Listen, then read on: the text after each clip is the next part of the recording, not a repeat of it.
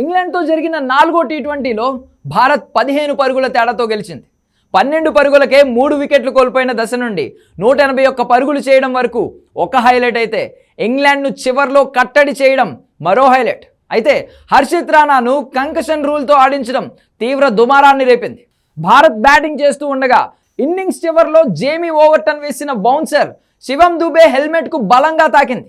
Rules ప్రకారం ఫిజియోలు వచ్చి అతన్ని పరీక్షించారు. బాగానే ఉందని చెప్పిన శివం దుబే బ్యాటింగ్ కూడా కొనసాగించాడు. కానీ ఏమైందో ఏమో తెలియదు, కానీ అతను ఫీల్డింగ్ చేయలేదు. 2 ఓవర్ల తరువాత అతని స్థానంలో హర్షిత్ రాణా కంకషన్ సబ్స్టిట్యూట్గా బరిలోకి దిగాడు. 3 వికెట్లు తీయడంతో పాటు జోస్ బట్లర్ క్యాచ్ కూడా అందుకున్నాడు. అయితే ఇది రూల్స్కి విరుద్ధమని, అన్యాయమని మ్యాచ్ అనంతరం జోస్ బట్లర్ అసహనం వ్యక్తం చేశాడు. పలువురు ఇంగ్లాండ్ మాజీ ప్లేయర్స్ కూడా దీనిని తప్పుపట్టారు. దీంతో కంకషన్ సబ్స్టిట్యూషన్ రూల్ తీవ్ర చర్చనీయాంశమైంది. బ్యాటర్ హెల్మెట్ తల మెడభాగంలో బంతి తాకినప్పుడు తప్పనిసరిగా ఫిజియోలు వచ్చి పరిశీలించాలి.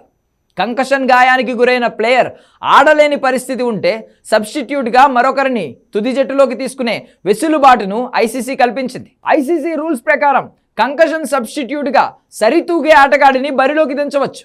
ఈ నిర్ణయం కారణంగా కంకషన్ రీప్లేస్మెంట్ చేసే జట్టుకు ఎక్కువ ప్రయోజనం చేకూరకూడదు.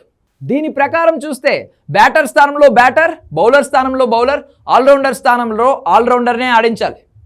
దీనిని మ్యాచ్ రిఫరీ ఆమోదించాల్సి ఉంటుంది. ఈ నిర్ణయాన్ని అపీల్ చేసే అవకాశం ప్రత్యర్థి జట్టుకు ఉండదు. ఈ క్రమంలోనే మ్యాచ్ రిఫరీ జవగల్ శ్రీనాథ్ శివం దుబే స్థానంలో హర్షిత్ రాణా ఆల్రౌండర్గా పరిగణించి కంకషన్ సబ్స్టిట్యూషన్కు అనుమతించాడు. అయితే ఈ ఇద్దరు సరిపోలే ఆటగాళ్లు కాదని, ఈ ప్రపంచానికి మొత్తం తెలుసని, ఇది అన్యాయమని మాజీ క్రికెటర్లు తప్పుపడుతున్నారు.